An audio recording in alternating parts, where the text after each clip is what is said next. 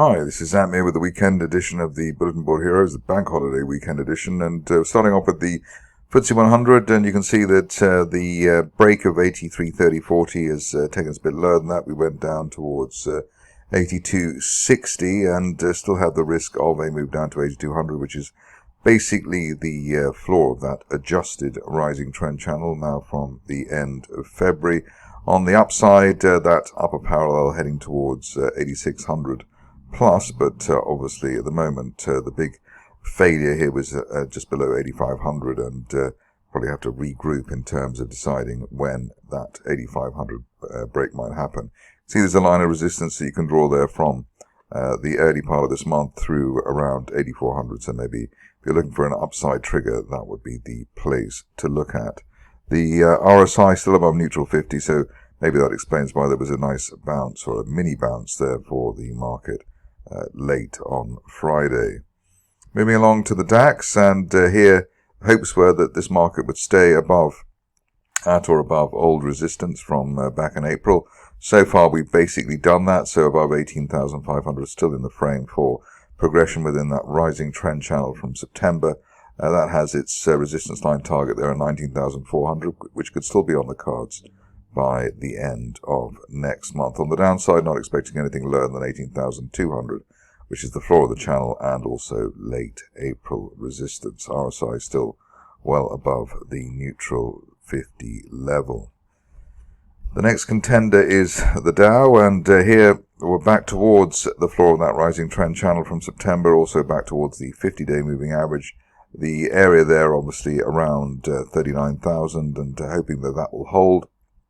Above that, still looking for 40,000 plus and possibly even up to 41,300 by the end of next month. If we do break down and fill that gap, or maybe test May support at 37,800, obviously then the prospect of 40,000 plus diminishes. RSI just below the neutral 50 level, so slight warning there that we might have to fill the gap and head down towards the 38,000 area. Moving on to Bitcoin, and here slightly rocky ride, maybe rockier than we were looking for, and here the good news is that the support after breaking the 50-day line has been above it, so a couple of decent support points there above that rising 50-day line. Also we're above the floor of that rising trend channel from back in October, around the 65,000 level. The longer we stay above that, the greater the chance of a move back towards the all-time highs, just below 74,000. And then looking for the top of that channel towards 85,000 plus, maybe for June, July. Probably the earliest would be the end of June. We break down, not looking for anything lower now than 60,000, and I suppose outlier idea would be hitting that that February-March support line projection, 57,500. Moving along to gold, and here the picture rather depressing in the sense it's a clear double top there through towards 25.50. On the downside, we've got the 50-day line there at 23.20, which is one of our previous notional support areas, and also the RSI is broken down below the neutral 50 level, so a bit of de-risking going on there, but at least while we're above that 50-day line, 23.20, still in the frame for a return to 24.50 plus.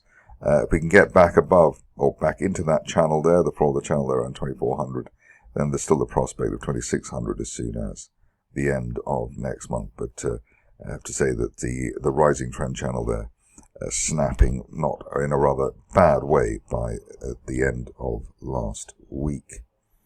Moving on to the stocks, and here probably not as many decent situations as one might have wanted. Nevertheless, the turnaround in Bushveld Minerals looking quite appealing. We've got that sort of U-shaped turnaround there. We've broken that line of resistance there from March, around 0.65, and above that looking for the shares to fill the gap up to basically 1.1 pence. It's the initial target there, the 50-day line at 0.94, which I suppose most people would be happy with, but that U-shaped turnaround very encouraging, and maybe even suggests that by the end of next month we could be up at 1.5 pence, but let's just go for the area around 1 pence for the time being. A company which I interviewed during the week was Bluebird Merchant Ventures, and here the shares up with a decent end to the week. Golden Cross there around the 1.2 pence level and pushing higher.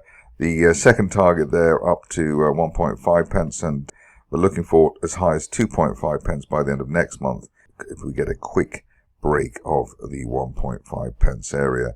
Beautiful turnaround there with the unfilled gap to the upside off the lows, which tends to be a reliable signal.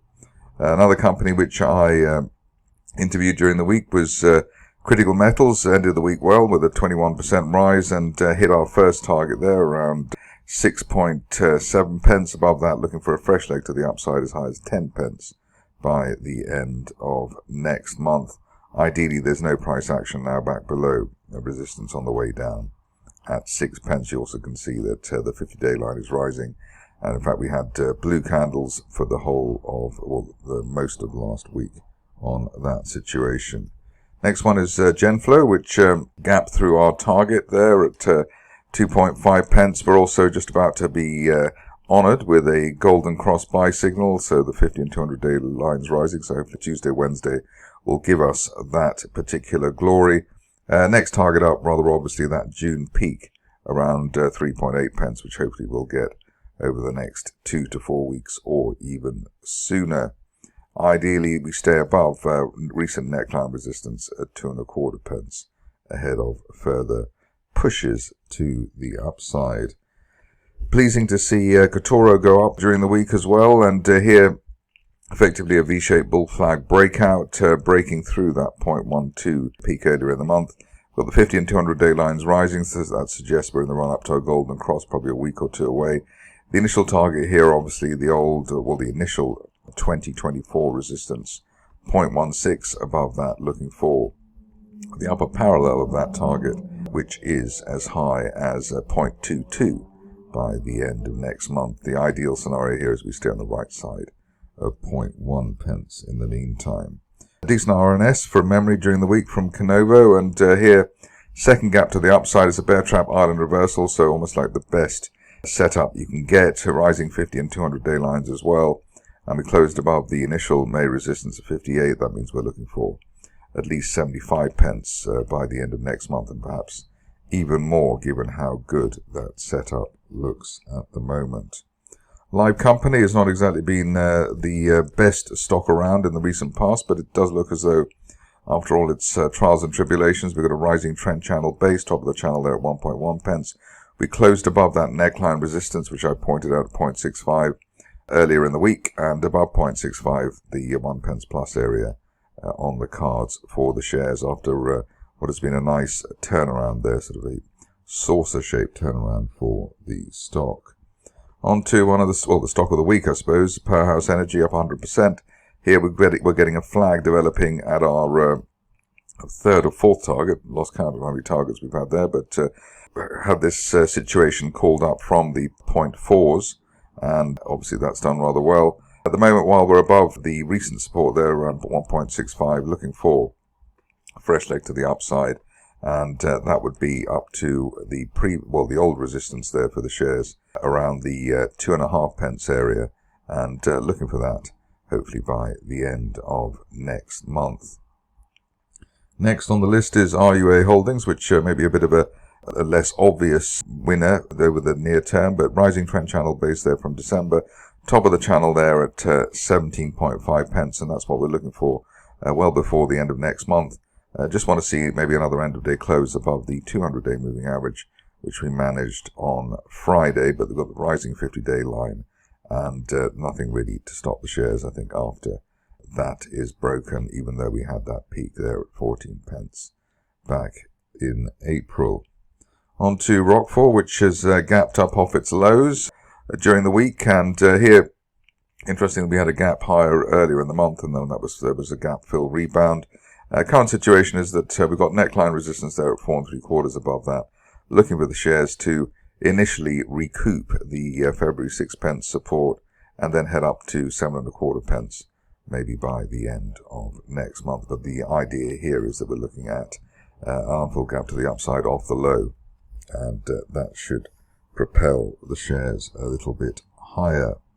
On to a company which I interviewed during the week, Roadside Real Estate, and here we've got a W-shaped bull flag, as you might call it, because obviously we branded and came back to 8p and then rallied again.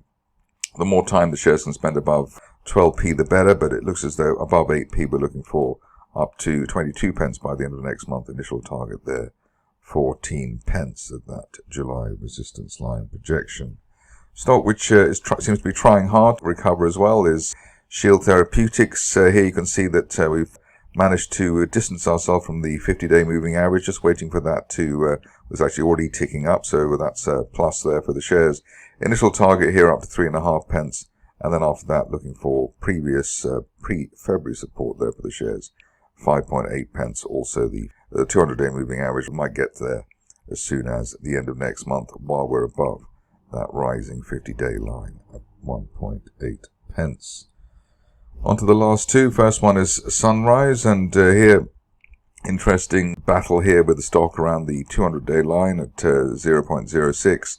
The longer we can stay above that, the greater the chance of a move up towards the top of that broadening triangle from this time last year as high as 0.12 pence by the end of next month. Ideally, we stay on the right side of resistance on the way down, around 0.055. Finishing off with Tirupati, where there was further buying in the shares on Friday. We managed to hit our first target on Thursday, 6.7 pence above that, where the shares found support on Friday, looking for up to 11.5 pence by the end of next month.